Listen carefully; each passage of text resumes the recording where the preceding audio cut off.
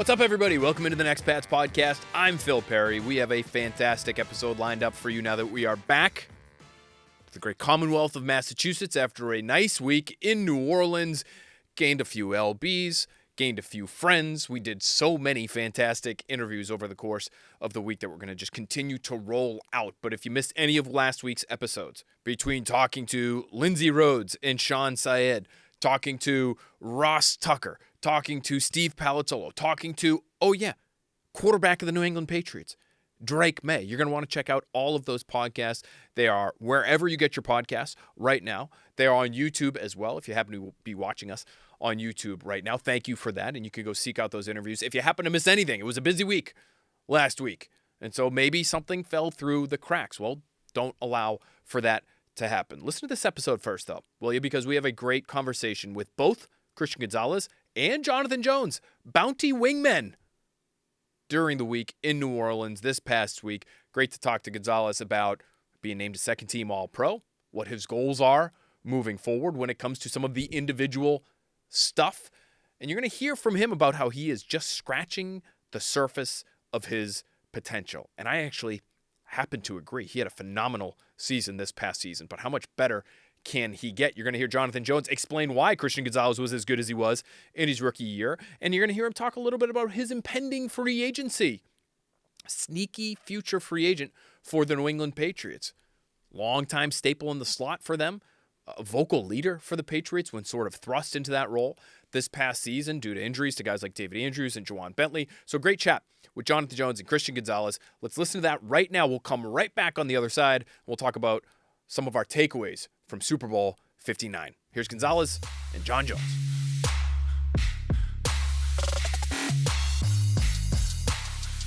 Very excited now to be with Christian Gonzalez and Jonathan Jones, bounty wingmen, here today on Radio Row with the Next Pats podcast. Guys, thanks so much for being with us. What do you think of the jackets? Are you able to keep these? Bring them home, maybe wear them in the locker room back at Gillette. Oh yeah, I might have to pop this out in the light. It's a warm jacket, you know. It'll be cold out there, so I'll stay warm. I'll see if the wife will let me wear it for date night. Let's see how I think. Listen, it's gonna catch eyes, which is half the battle, right? Half the battle. Let's do it. All right, have to ask Christian, you first. You're named an All-Pro, second-team All-Pro after the season. I know we weren't named to the Pro Bowl, maybe like a little chip on your shoulder when it comes to that, but what did it mean to you to be named second-team All-Pro after your second season? Yeah, I mean, All-Pro was my bigger goal. Pro Bowl is a popularity contest at the end of the day. It's cool, but Pro Bowl was, I'm not Pro Bowl. All-Pro was really what I wanted. Obviously I want the first team, but I mean, it's nice to hear that, my name in there. But I mean, I feel like I ain't even scratched the surface. So I mean, there's a lot of room I can grow, so much better I can get. So I'm excited for it. What allowed this guy to have such a great season this past season, Jonathan? Man, he just works. Like I always say, he comes in, works hard. I mean, the talent has always been there. He just comes in, and he has a chip on his shoulder. Just every Sunday when we go out there, he just has that chip on his shoulder to dominate. Obviously, a lot of change this offseason already for the Patriots. Jerod Mayo is 1 year and out as head coach. What was your reaction to that when you saw really soon after that final game? I think it was about an hour after that season finale against the Buffalo Bills. We all found out that he wouldn't be the coach any longer for the Patriots. Do you feel badly in some ways for Jerod? Yeah, I just think it's tough. You know, it's a cutthroat business, but it's a results business. And the results that we put out there this season as a team, as a unit, it wasn't good enough. And unfortunately, you know, when you're the leader, you're the head coach, you know, everything kind of always falls back on you. But it was just a tough one. Why did it not work, you think, Christian, just with Jerod and maybe his messaging? What was it about the way the staff operated, you know, under Jerod's leadership that didn't work for the Patriots this year? Yeah, I mean, I think there was a lot of kind of like what Jay Jones said. It gets thrown onto Mayo, but I think that's more so on the outside. There was a lot of people that don't understand what he was saying. Like, there's a lot of things that he said that went viral for him being, like, saying he can't help us when he's on the field. I mean, he can't. Like, we on the field, we as players are on the field. So, like, we understand what he's saying. It wasn't, nobody felt disrespected or like, oh, why he say that? So, I mean, I don't think it's nothing that he did, what the coaches did. I mean, it come down to the players. So we just didn't finish games. We didn't win the games we needed to win. So I think that's what that is. Did you feel like there was anything missing? There have been a couple of sort of buzzwords in terms of people that follow the team that look back and maybe criticize the team for some different things. You know, you hear words like accountability and discipline. Do you think those things were lacking in the locker room last year? I mean, it's kind of hard for me to say. I mean, it's only my second year, so I can't really sit here and say, like, oh, this person needs to be more accountable. I didn't see accountability. I didn't see discipline. Because, I mean, I'm still learning the ins and outs of the league. So, I don't know. I feel like that's more of a Jay Jones question. Yeah, well, so, you know, looking at it, you know, and looking back now that you've got some time removed from it, Jonathan, was it, you know, were there some things missing in that regard that you look back on now and say, man, if we had been able to maybe change this a little bit earlier, we might have had a different season? Yeah, I think just learning how to win.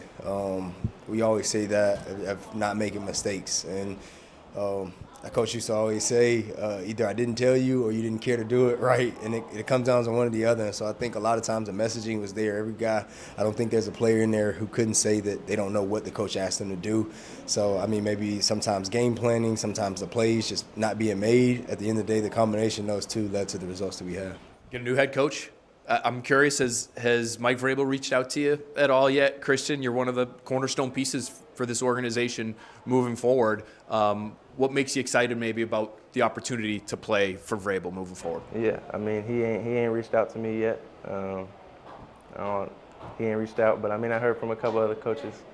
I mean, excited to get in the building and you know, try to get things rolling. Jonathan, you're not under contract for next year. This is your opportunity to let us know exactly where you'll be playing in 2025 and beyond. What are you hoping happens this offseason? You've been a leader for this team for a long time in a little bit different capacity. I think this past year you acknowledge you're trying to be a little bit more of a vocal leader for these guys. What are you hoping happens this offseason? Yeah, just taking it, you know, one day at a time. But at the same time, I always say one goal of mine is just to be in one place, you know, for my entire career. But more importantly, just get back to winning football. And I think Braves can bring that culture back to New England, and we can get back to winning football games. We have one fun question that I have to ask each of you. We've been calling this our Jumbo Gumbo portion of the program because we're here in New Orleans. We've been pulling footballs out of a huge kettle. But instead of doing that, because I'm on the road right now, like this is a road game for me, this interview right here, I couldn't bring the whole pot, so I'm just going to give you the football, and I'm going to ask you the question. Tell me which number you have there, Jonathan, and I'll start with you. This is a non-football related sort of question. 17. You're number 17. Okay, question number 17. What is the condiment you love or condiment you hate? So you need to give us your hottest take on whatever condiment is out there that you have a hot take on. Condiment, it's got to be hot sauce, but specifically, since we're in New Orleans for the Super Bowl, Louisiana hot sauce. In a good way? Is that the one you love? Okay. And it's got to be Louisiana hot sauce. Okay. Christian, which number did you have there? 16. Number 16? Okay, 16, 17. Easy. Favorite candy as a kid, Christian? Think all the way back to when you were a kid. You're like the youngest guy on the team right now as it is. But like favorite candy as a kid? I still eat candy every day. I mean, probably some Sour Patch. I'll probably just go Sour Patch. Sour Patch. And either way, both answers good for this particular interview because either way, whether you're done with Sour Patch Kids or sopping up some hot sauce at the end of a meal, you're going to need your Bounty paper towels. You're going to need your Bounty wingman. You're going to need How about that? How about that for a close from your guy right here? Strong job by me. Strong job by you guys as well. Thanks for being with us on Next Pat's here, guys. Really appreciate it. Appreciate it.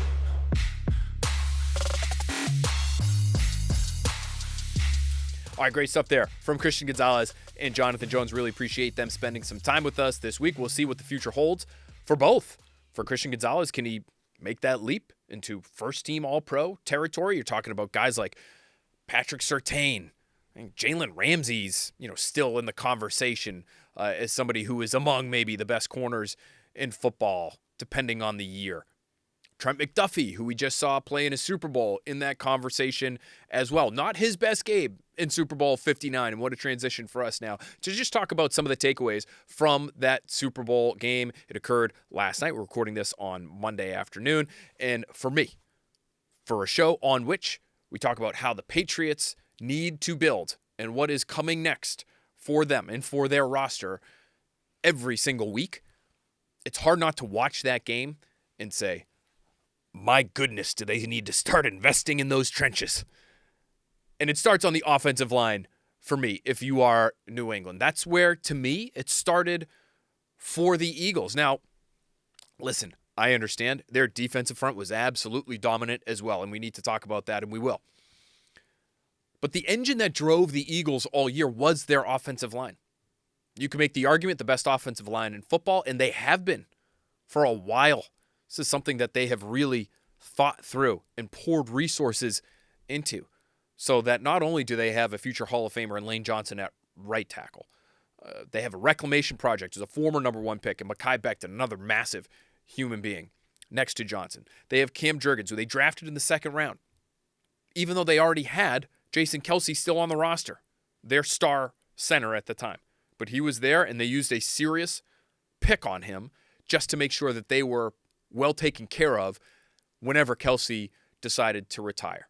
Then at left guard, you got Landon Dickerson, another 2nd-round pick. And at left tackle, yes, he's a 7th-round pick, but boy, you invest in the size, you invest in the upside.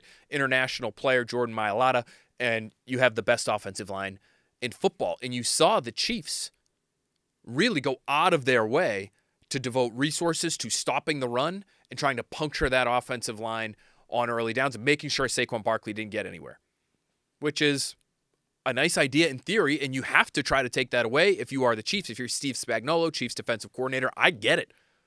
Not a bad defensive game plan. But then you're opening yourselves up to get hurt down the field by Devontae Smith, by A.J. Brown, maybe by Dallas Goedert streaking across the field. And what do you know it? Jalen Hurts ends up with the Super Bowl MVP, and the Eagles put up 40-plus points because they have a weapon at the line of scrimmage. Listen, they have weapons everywhere. Again, I don't want to take anything away from their receivers. I don't want to take anything away from their running back. But when an opposing defense comes into a game and says, we have to stop the run because if we don't throw bodies at this problem, their offensive line is going to run us over. When you have that going into a game, to me, many weeks, you will have already had the game won. And so you can stop their run. You can stop Saquon Barkley. You can slow him down. But you have to continue to pour it on when it comes to throwing bodies at that problem. And again, eventually, one-on-one on the outside, especially Trent McDuffie, little undersized. I can tell you there are Patriots executives who felt as though this was the reason why Bill Belichick did not want to take Trent McDuffie in the 1st round. He's a fantastic player. Fantastic player. He's going to continue to rack up all kinds of awards and honors and accolades as his career goes on. And he made a lot of sense for the Patriots. And the Patriots could use him. Do not get me wrong. But the reason it sounds like, based on people that I spoke to at the time, they didn't take him in the 1st round was he's a little undersized. And they didn't feel comfortable as a man-to-man heavy team. They didn't feel comfortable using him on the outside consistently. And you saw when he had to go against A.J. Brown, that was a mismatch. Size mismatch. And so he could be in great position. It didn't really matter at times.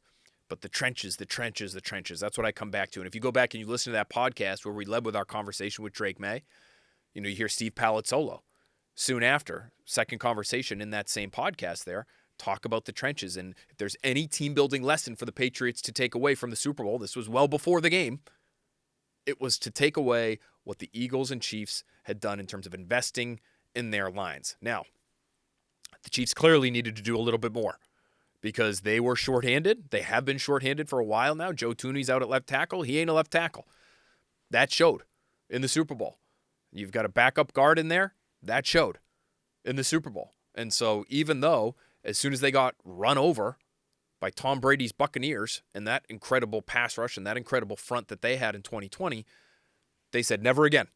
And they invested and they overinvested in their offensive line. They traded for Orlando Brown Jr. They signed Joe Thuney to a big money deal. They drafted Creed Humphrey and Trey Smith. All of these guys, end up starting the next time they're winning the Super Bowl.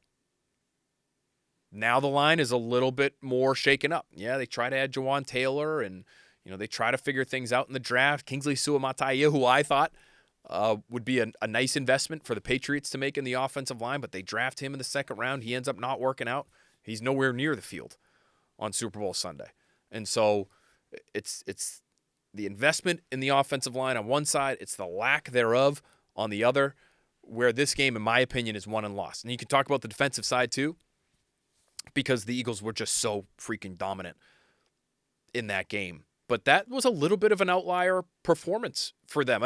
I'm just talking to Philly fans that are out in our newsroom, and they're telling me, hey, like the front is, Jalen Carter's obviously a great player. Josh Sweat's a really good player. Moro Ojimo. You remember him from the Next Pats podcast a few years back out of Texas. Nice defensive tackle, like a really nice player that they found in the 7th round. They stole him. Like they're getting really good performances from these guys. Nolan Smith, just a force at different points in that game last night. But they hadn't been necessarily dominant all year long. They were dominant against the Patriots in the joint practices. We told you that happened when it happened. Imagine that front that you saw last night in the Super Bowl going against arguably the worst offensive line that you've ever seen, which is what the Patriots had this year. That's how bad it was in that one training camp practice. So that was not hyperbole. It wasn't that either, nor was it hyperbole. How bad it was that day in joint practices. I think people, because not everyone saw it, said, it couldn't have been that bad. It was. And now you can envision it after having seen the Eagles in the Super Bowl and a full season of the Patriots. So invest in the defensive line too if you want, if you're the Patriots. Obviously, they need to do that in the offensive line. Does that mean draft Will Campbell? It might. Does that mean throw a bag of money at Ronnie Stanley? It might. Does it mean go out and sign Will Fries? He's a free agent guard from the Colts. Alaric Jackson from the Rams. It's not an overwhelmingly positive picture in terms of free agency and clear fixes and clear upgrades on the line. But they're out there. You can find them. And so the Patriots front office, Elliott Wolf, Ryan Cowden, pro director, Pat Stewart. He might be the most important guy in that building over the course of the next couple months because of what they need to do in free agency. But that has to be the priority to me. It doesn't mean ignore receiver. It doesn't mean ignore corner. But start on the offensive line. That has to be your priority. And then if you want to make your secondary option, if you want to make your secondary focus the defensive line, based on what we saw from the Eagles last night, I think that would make a lot of sense too. You need help. You need weapons. I get it. You got to put the shiny pieces around Drake May. But if you can't protect him, if you have no run game, this is how you can dominate some of the best teams in football, is just being bigger, stronger, more physical, more technically sound. You can still invest in talent on the line. It's not just all about size. And I know the broadcast made a big deal about that when it came to the Eagles' offensive line. But get some talent up there too. Get some athletes. Get these planet players that Bill Parcells used to talk about. Because there ain't many walking the earth who look like Lane Johnson or Jordan Mailata. There's just not. If you can find any in the draft, if you can find any in free agency, go for it. You got to do everything you can to make sure you upgrade at that spot. That's what we learned from Super Bowl 59. All right, that'll do it for this edition of the Next Pats podcast. We're going to have many more pods coming your way, not only this week, but next week. The NFL Combine is coming up. So we're going to be just absolutely bludgeoning you with content over the next few weeks and months as we get closer and closer to free agency and the drafts. You're going to want to keep it right here on the Next Pats podcast, wherever you get your podcasts. Please, please, please, if you could, rate, comment, subscribe on Apple Podcasts. If you leave us a comment on Apple Podcasts, we haven't done this in a few weeks, but we will be reading comments/questions on our Apple Podcast page. So leave us something there. We'll get to those. Leave us a comment on YouTube. I've been mixing it up in the comment section. Unbelievable back and forth. There are hundreds of comments at times, depending on the podcast, which we love to see. We really appreciate it. We appreciate you guys spending as much time as you do listening, watching, and communicating with us back and forth over the internet. We love you. We mean it. We'll talk to you very, very soon right here on Next Pats.